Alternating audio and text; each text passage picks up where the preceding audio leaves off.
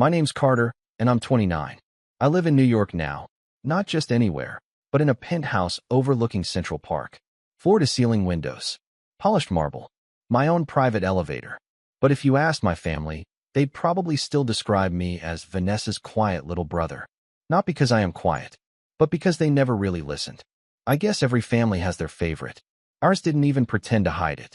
Vanessa, my older sister by 2 years, has always been the golden child. Since birth, she was the first one to walk, the one who got a solo in the school musical, the girl with the perfect prom dress. And me? I was the kid who didn't need much. That was Mom's way of justifying things. Carter doesn't mind, she'd say with a wave of her hand whenever someone questioned why Vanessa got yet another gift, or why my birthday was just a small dinner at home, while hers was a backyard carnival with a rented DJ and ice sculpture. It was like watching someone be handed the sun while you're told, hey, there's still starlight. That counts too, right? I didn't resent Vanessa at first. Not when we were little. She was just my big sister, and I thought she was cool. She painted her nails in weird colors, blasted music in her room, and taught me how to tell fake friends from real ones. But over time, it changed. She started treating me the same way everyone else in our family did, like I was some background prop in the movie of her life. Smiling when the camera was on, dismissing me when it wasn't. My mom, Janice, didn't help. She was obsessed with appearances. Holiday cards had to be color-coordinated. Social media posts were curated like museum exhibits. And Vanessa? She was the centerpiece. The future doctor, the beauty with brains, the pride of the family. I still remember Mom bragging at Thanksgiving dinner. Vanessa got into Cornell. Early decision.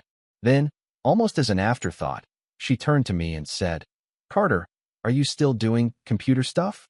I had just landed my first paid internship at a software startup, but I didn't say anything. I just smiled and passed the gravy. That was the game. Stay quiet, stay small, stay out of the way. I got good at it. Until I didn't. Things started shifting after college. I moved to the city, said I was working IT, which was technically true, but I was also building software on the side. 2 years later, I had my own company. No loans, no help, just code, coffee, and nights spent debugging until my eyes stung. I didn't tell my family, not because I was hiding it, but because they never really asked. I think the first time Vanessa noticed I might have changed was at Dad's retirement dinner. It was at some overpriced country club. We were all crammed around a long table under crystal chandeliers.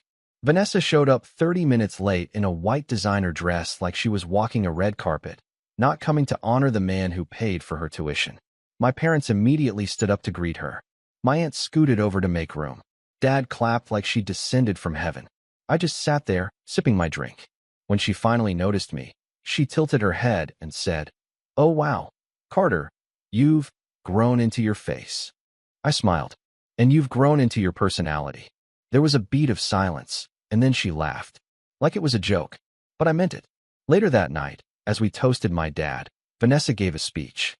Long, flowery, dramatic. She quoted Shakespeare at one point, called him my hero, my rock. Everyone clapped. Then my mom nudged me. Say a few words, sweetie. I stood up, kept it short. Thanked Dad for teaching me how to work hard, stay disciplined, and be independent. Simple, but true.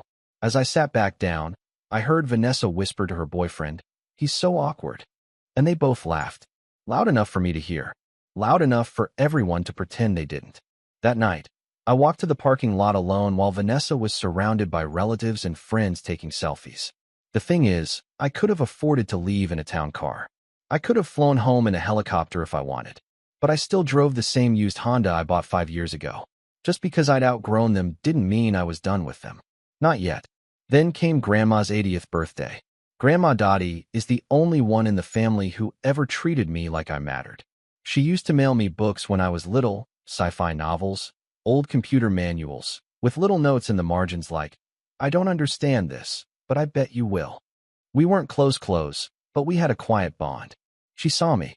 I didn't want to miss her big day. It was a huge gathering at this fancy winery just outside the city.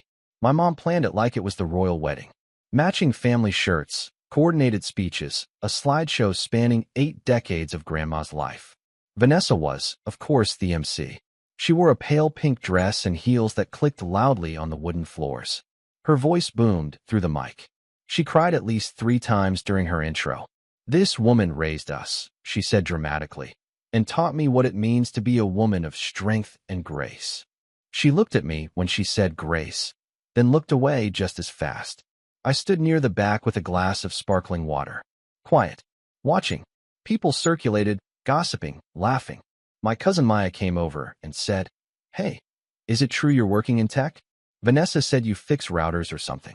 I laughed. "Something like that." Then my uncle, Uncle Greg, joined us. "You still in that tiny apartment in Brooklyn?" I shrugged. "Nah, moved." "Oh yeah? Queens.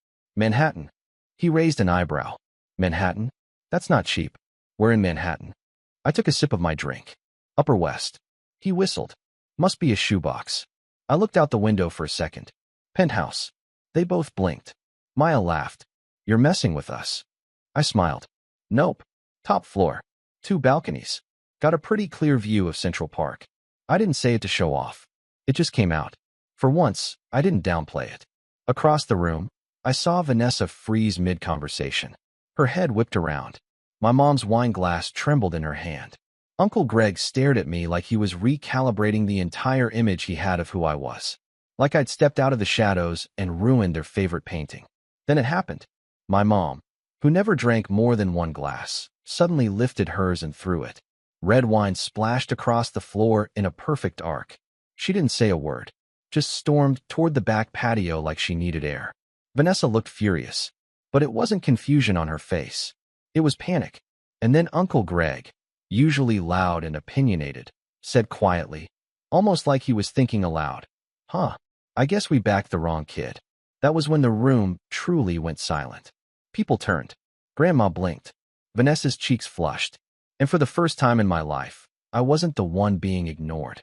I was the center of gravity, and I hadn't even started yet. I didn't say anything for a while after that night. Just left the winery with a tight smile and a slow walk back to my car while the rest of them fumbled around in damage control. I didn't owe them an explanation. Not then. Not after decades of pretending I didn't exist unless they needed something moved, fixed, or paid for. But that moment, the wine throw, the silence, Uncle Greg's accidental truth, it was a crack in the wall. And once a wall cracks, it doesn't stay up for long. 2 days later, my mom called. She didn't ask how I was. She didn't apologize for hurling a $14 glass of Merlot across the room in front of 70 family members and friends. She just went straight into it, her voice tight, like she was holding her breath. "Carter, you really should have told us." "About the penthouse." I leaned back on my couch, one leg over the other, staring out at the city skyline through my window. "Why? You weren't interested when I got my first apartment." She ignored that. It just caught everyone off guard. "You made your sister look bad." There it was. Not, "You embarrassed me," but "You made Vanessa look bad." I held the phone to my ear and just let it sit there for a second. "Is that what this is about?" Mom's voice hardened. "Don't act like you don't know what you did." I told Uncle Greg where I live. He asked. I answered. "You knew how it would make her feel. She's been under a lot of pressure lately. Her residency applications." "Mom," I interrupted. "She's 29. Same age as me. We're adults. She's doing something important with her life." And I wasn't. That was the implication. Has always been. If I wasn't carrying a stethoscope or quoting Shakespeare at parties, I wasn't worth acknowledging. I hung up not long after that. Politely. Calmly. But my chest burned for hours. The next week, I got a text from Vanessa. "Vanessa, just wanted to say congrats. Mom said you got a nice place." Me. "Thanks. Vanessa, hope it's not too much pressure, having to keep up with something that expensive in the city." Me. "Hope med school isn't too much pressure, pretending you still like patience." She didn't respond. I'll admit, I was a little petty there. But it wasn't just a jab. It was a reference. One I knew she'd understand. Years ago, before she started med school, Vanessa confessed to me, after a couple glasses of cheap wine on my couch, that she didn't even like medicine anymore. She'd picked it because of Mom. Because our family worshipped the idea of having Dr. Vanessa on holiday cards. She wanted to paint. She used to sketch these incredible portraits, full of color and emotion. But she buried that. Because being an artist wasn't prestigious enough. Being herself wasn't good enough. She chose their approval over her own happiness. Maybe that's the only thing we had in common. Except I eventually stopped chasing it. She didn't. A few months passed. I didn't go home for Thanksgiving. Didn't get invited, actually. Mom sent a group text to the family, complete with a flyer-style invitation she made in Canva. Giving thanks with the tailors, dress code, autumn tones, it was nauseating. Vanessa's name was listed right under the hosted by, in a fancy italic font. My name wasn't on it, not even in the body. So I replied, just to test the waters. What should I bring? No response. Not for hours. Then finally, from my mom. Actually, it's going to be a small gathering this year. Just immediate family. Immediate family. Like I was extended. I scrolled through the group list. There were cousins and great-aunts on it. People I hadn't seen since I was 12. But I wasn't invited. Not officially. Not really. Vanessa didn't say a word. And that's when something shifted inside me. Before, I'd been annoyed. Hurt, sure. But still grounded. Still rational. I figured they'd always overlook me. That was the pattern. But this? This was something else. This was erasure. I stared at that message for a long time. And then I did something petty again. I ordered a Thanksgiving meal from a Michelin-starred restaurant. Full spread, truffle stuffing, aged duck, dessert flight, the whole 9 yards. And I posted a single picture on Instagram. My table, beautifully set for one, against the backdrop of the Manhattan skyline. No caption. Just the photo. Vanessa viewed it. So did Mom. And Grandma. No one liked it. But I knew they saw it. That was enough. Christmas was worse. Not only was I not invited, they lied to me. Around mid-December, Vanessa texted, "Hey, just so you're in the loop, we're keeping it simple this year. Everyone's doing their own thing. No big family Christmas." I said, "Cool. Hope you enjoy it." Christmas morning, I got curious. Just a hunch. So I checked Facebook. Vanessa had gone live. There she was, in a giant living room decked out in gold ornaments, standing in front of a 10-foot Christmas tree surrounded by piles of wrapped gifts. My mom and dad were in matching pajamas. Grandma was there, holding her classic spiked eggnog. Cousins, aunts, even Uncle Greg. Everyone. Except me. I didn't watch the whole video. Just enough to feel the knot in my stomach harden into something sharp. Just enough to hear someone, I think it was my mom, say in the background, "It's better without Carter's mood." That one stuck. I didn't text them. Didn't call. Just shut the app and sat there in silence. The lights from my own tree reflecting off the windows. Alone, but strangely clear-headed. Because something broke that day. And sometimes, when something breaks, you stop tiptoeing. You stop shrinking yourself to fit into their frame. And instead, you start building your own. It didn't happen overnight. But that moment, that fake-out Christmas, that was the last time I let myself be the quiet one in the background. And I wish I could say it ended there, that I just cut them off and moved on. But no, the real betrayal hadn't happened yet. That came in spring. March, to be exact. Just as the snow started to melt and the air in Manhattan turned sharp with possibility. I got a call from Grandma Dottie. She rarely called. Usually just sent postcards, sometimes an email with no subject line. But this time she called. "Carter, honey," she said, her voice warm but shaky. "I need a favor." "Anything," I said immediately. "I need you to come with me to the lawyer's office." That was new. "Are you okay?" "Oh, I'm fine. Just getting my affairs in order." "Thought you should be there. I'm changing some things." I didn't press. Just told her I'd meet her. When I showed up, she gave me a long hug and told me how proud she was. Said she saw my photo in some business article. "Your company was in Forbes," she whispered like it was a secret. I smiled. "You read Forbes now?" "I read everything if it mentions my grandson." We sat in a quiet office overlooking the Hudson while her lawyer, a sharp woman in her 60s, went through a revised will. I didn't even know Grandma had that much to leave. But apparently, she did. A house, stocks, old paintings, some cash accounts. And she had left the majority of it. Not to my mom, not to Vanessa, but to me. I didn't know what to say. I didn't ask for it. I didn't want to be in the middle of anything. Grandma just patted my hand and said, "You've always made your own way. No one gave you anything. This is just me giving back." I swallowed. "You sure this won't cause problems?" She laughed, dry and small. "Oh, honey, the problems already exist." A week later, Vanessa found out. And everything exploded. I didn't find out how Vanessa learned about the will changes right away.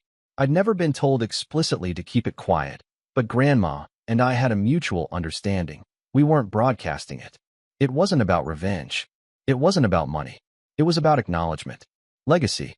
A quiet thank you from the only person in my family who ever really saw me. But Vanessa didn't see it that way. It started with a text.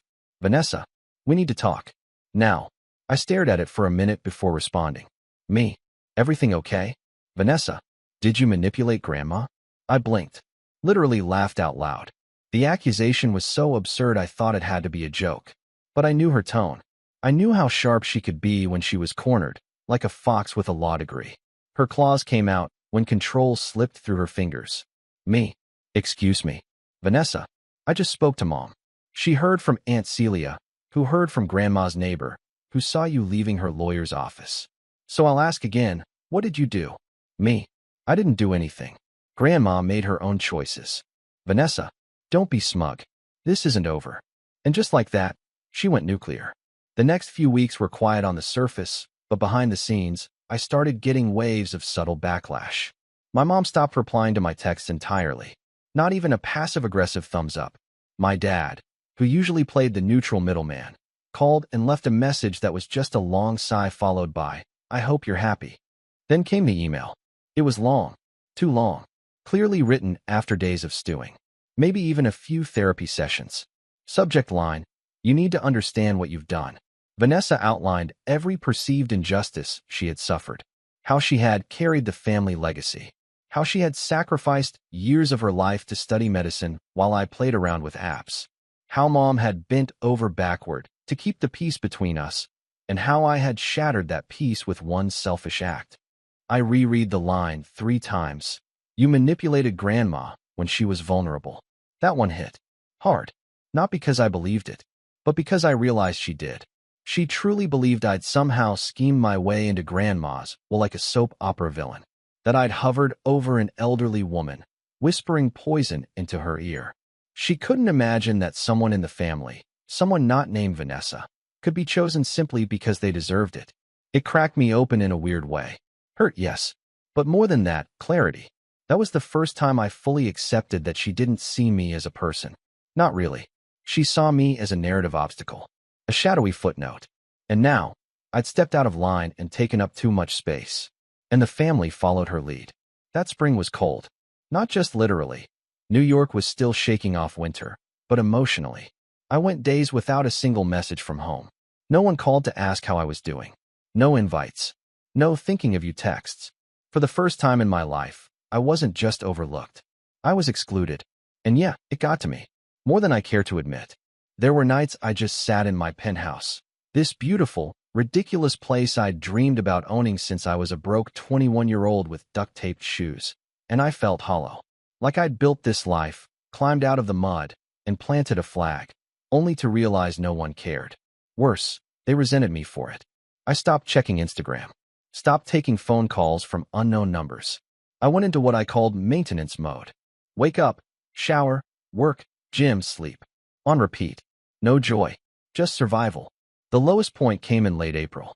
I was supposed to be a guest speaker at a startup conference. Nothing huge.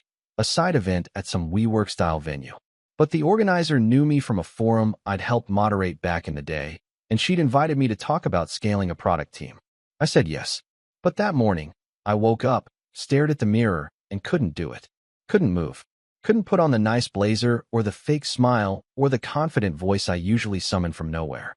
Instead, I emailed the organizer and made up an excuse. Said I had a fever. Food poisoning. Anything to not show up. Then I sat on the floor of my kitchen, back against the cabinet, lights off, while the city pulsed around me, alive and uncaring. That was the bottom. And from there, something unexpected happened. I broke, but not in the way I feared. I let go. Of their voices, of the expectations, of the idea that I'd ever be good enough for them, or that I needed to be. It started small. I took a long walk through Central Park without my phone, sat on a bench for an hour, and just watched strangers pass. Then I went into a bookstore and bought a novel, fiction, not business. Something about time travel and regret. I read it in 2 days. I started saying yes to things again. Quiet things. Coffee with an old college friend who worked in nonprofit tech. A dinner invite from my neighbor who always asked about the view from my balcony. I stopped performing. Just showed up. As myself. I called Grandma one night, and we talked for 3 hours. Not about wills or money. Just life. She told me about her first job as a switchboard operator and how she used to knit during her breaks. I told her I'd started sketching again, something I hadn't done since high school. Send me one, she said. So I did. It was rough. A charcoal drawing of the skyline at dusk. But she framed it. You've got your own way of seeing the world, she told me. Never let anyone take that from you. Something shifted after that. Work got better. Not because anything changed, but because I did. I started mentoring younger devs on our team. Took pride in helping them find their footing. I stopped obsessing over the next milestone and started enjoying the ones I'd already reached. Then one day, I got a message from a woman named Tara. She was a producer at a documentary startup, one of those edgy, human stories-only companies with a niche cult following. She'd seen my name on a Forbes list and dug deeper. Saw the interviews I'd done, the open-source libraries I'd helped build. She wanted to do a short feature on me. The quiet founder, she called me. The anti-spotlight tech guy. I hesitated. Part of me still flinched at the thought of being seen. But another part, a newer, stronger part, leaned in. We filmed for a week. Nothing fancy. Just me in my apartment, walking through the city, talking about building things when no one's watching. About being invisible, and how sometimes that's where the real work gets done. It went viral. Not overnight, but slowly. The way good things grow. The comment section was full of people saying they felt seen. That they related. That they too had been overlooked in their families. That my story made them feel less alone. I cried. Not dramatically. Just quietly. Sitting in the dark, laptop open, reading strangers say the words I'd waited my whole life to hear from my own family. That was when I realized something. I didn't need their permission to matter. I never did. But still, just when I'd found peace, just when I'd stopped caring what they thought, Vanessa came back. And this time, she didn't come alone. She brought lawyers. She brought accusations. And she brought a storm I didn't see coming. When Vanessa re-entered my life, she didn't knock. She kicked the door open with paperwork. It started with a letter from a law firm I'd never heard of. The envelope was thick and heavy, with that smug embossed logo at the top. I remember holding it in my hands for a moment, just staring at my name in sharp black ink. Carter D. Taylor. There was something cold about it. Final. Like someone had taken a highlighter to my life and decided this was the chapter where the villain enters. The letter was full of legalese, but the gist was simple. Vanessa was contesting Grandma Dottie's will. Her claims? That Grandma wasn't of sound mind. That I had exerted undue influence. That I had manipulated her, a frail, elderly woman, into rewriting her estate. I sat on my couch for a while, that stupid letter open in my lap, just breathing. Not even thinking yet. Just breathing.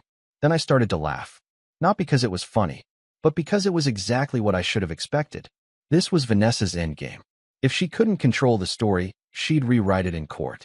I called Grandma, told her about the letter. She was quiet for a moment, then let out this dry chuckle. I was wondering when she'd pull something like that. She's saying you weren't of sound mind, I said gently.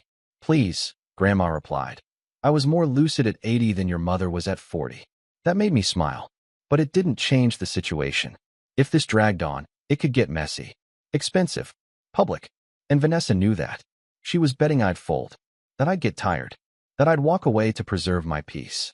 She didn't realize something had changed. I wasn't playing defense anymore.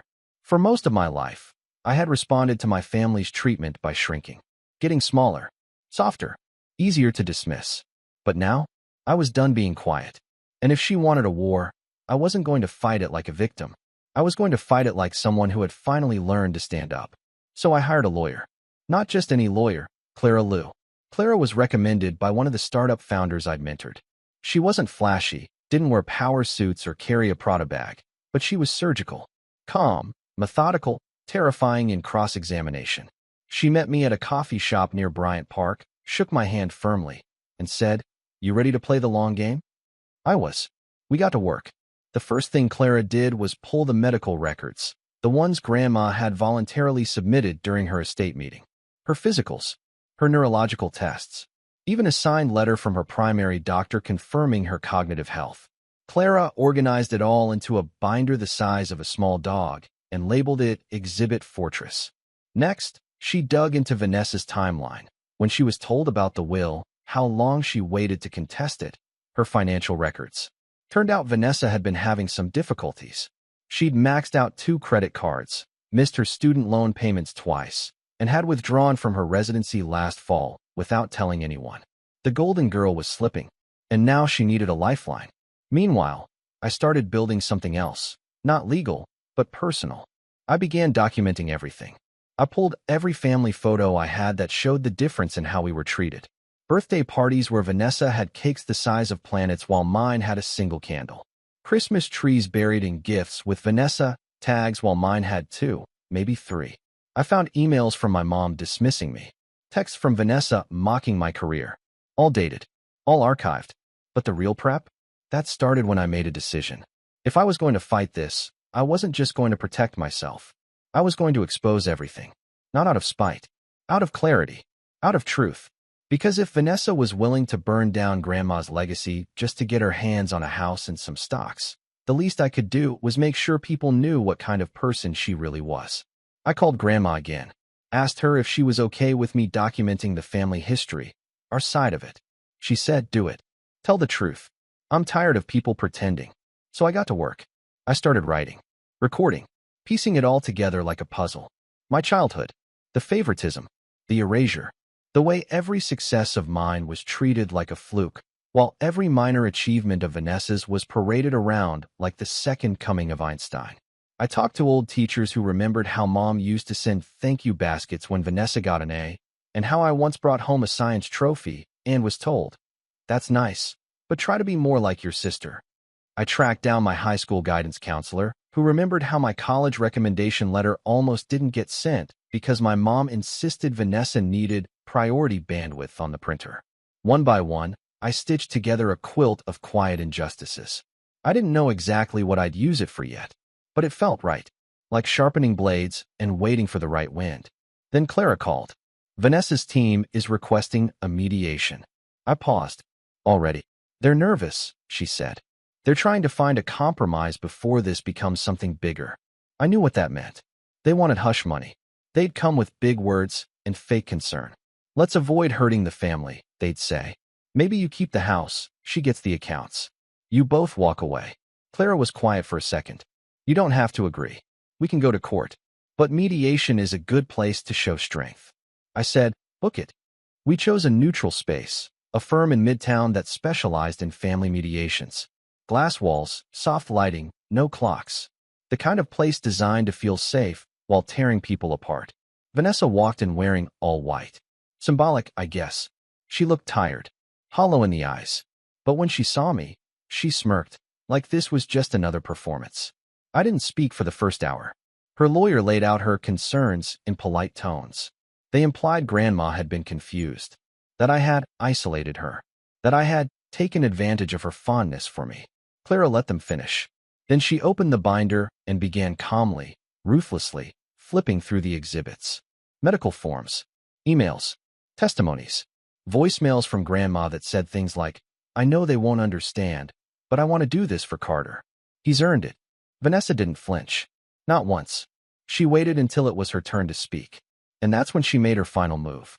"I'm just saying," she said, her voice syrupy. "It's interesting that Carter became close to Grandma right after she sold those old paintings. The ones we didn't know were valuable." Clara raised an eyebrow. "Are you suggesting financial misconduct?" Vanessa shrugged. "I don't know. I just think it's interesting." That was her new strategy, not just to paint me as manipulative, but as dangerous. And in that moment, I knew. This wasn't about the inheritance. It never was. It was about control. She couldn't bear the thought that I had something she didn't. Not money, not property, but dignity. Legacy. The one thing she'd chased her entire life and never earned. That night, I went home and opened my laptop. I took all the stories, the emails, the evidence, the recordings, and I started building a story, not just for the court, but for the world. I called it, "The Other Son, What Happens When the Quiet One Speaks." I didn't post it. Not yet. I was still waiting for the final piece. Because I'd found something else. Something in Grandma's storage unit that she had forgotten about. Something from years ago. And when I opened the box and saw what it was, everything changed. Everything. The box was labeled 1978 to 2004. Personal. Just a simple piece of masking tape and Grandma's faded handwriting in blue marker. It had been sitting untouched in a storage unit she rented back when she sold her old house. I never would have found it if I hadn't offered to help her clear the space out. I thought it'd be old sweaters, family photos, maybe some dusty knickknacks.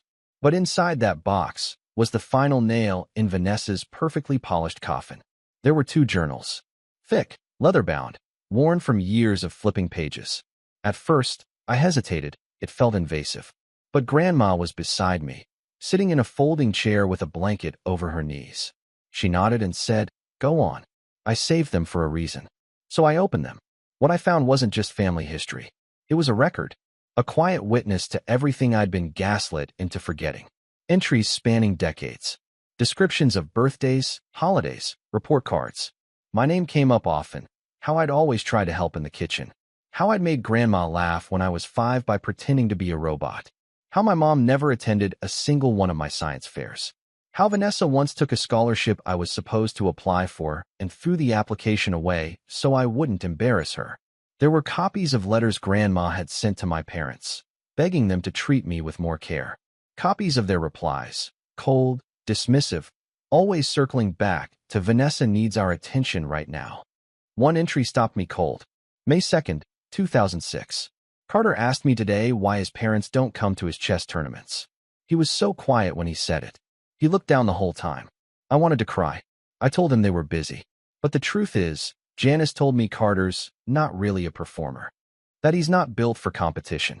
I think about that night a lot. How a child can already understand what it means to be unwanted. I put the journal down. My chest felt heavy, not with sadness, but something closer to confirmation. The kind of grief that comes not from surprise, but from recognition. Like finally finding the piece that proves your puzzle wasn't broken. It was just missing something. This was it. This was what I needed. The next week, I called Clara. "I want to go to court," I said. "No settlement. No mediation. I want everything on the record." Clara paused. "You sure?"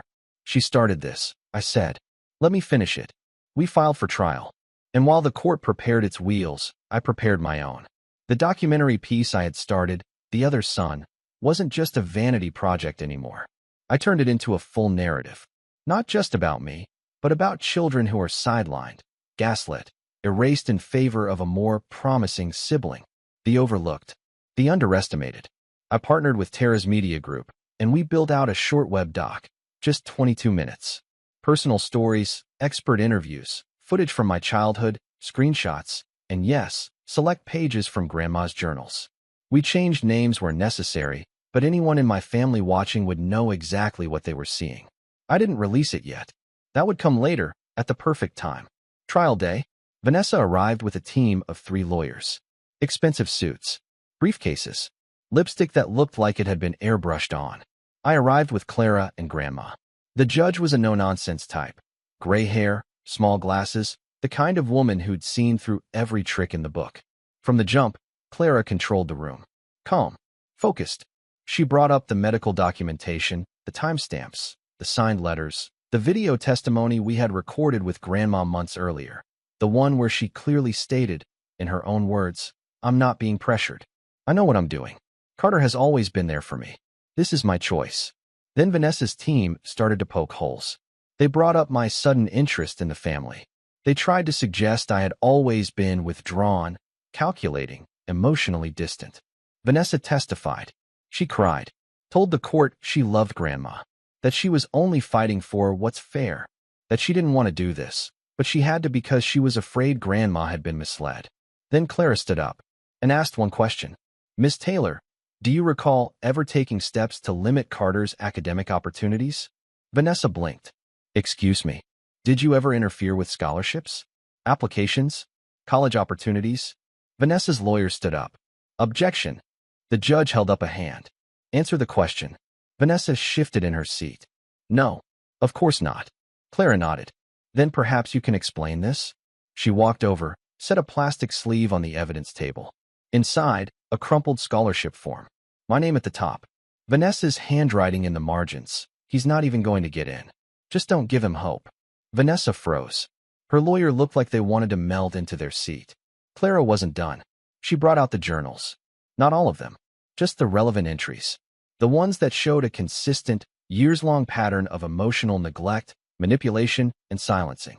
She read them slowly, letting the silence after each word hang heavy in the air. And then, finally, the closing argument. Clara stood, hands folded, and said, "This is not about inheritance. This is about acknowledgement. About a family that built its world around one child and discarded the other. And now, that child, the quiet one, is simply receiving what his grandmother believes he deserves. Not because he asked, but because he earned it." The verdict? In my favor. Completely. The court upheld Grandma's will as valid and legally unchallengeable. Vanessa was ordered to pay partial court fees for filing a frivolous contestation. She left the courtroom without a word. But I wasn't done. That night, I released the documentary. It didn't go viral overnight. It went viral in hours. Tens of thousands of views. Then hundreds. Then national interviews. People reached out from everywhere. Adult children, therapists, journalists, thanking me for putting something so invisible into words. Some even recognized my story as theirs. I received thousands of messages. Some long, some just 2 words. Thank you. The fallout for Vanessa? Her residency offer, one she'd recently reapplied for, was quietly withdrawn. Her public social media went dark. Family friends distanced themselves. A few called me privately to say, "We had no idea." I didn't respond to most of them, because it wasn't about revenge anymore. It was about clarity. It was about finally saying, "This happened. I was here. I mattered." Mom called, eventually. Left a voicemail. "I don't know why you did all this, Carter, but I hope you're proud of yourself." I didn't call back. Grandma and I spent her next birthday together on my balcony, watching the city lights dance against the skyline. She looked at me and said, "Took long enough, huh?" "Yeah," I said, smiling. "But I got here." And as the sun began to rise over the city we both loved, I finally let the past rest. Because for the first time in my life, I wasn't trying to prove anything. I had nothing left to prove. The quiet one never stays quiet forever. Sometimes, he just waits until everyone's listening.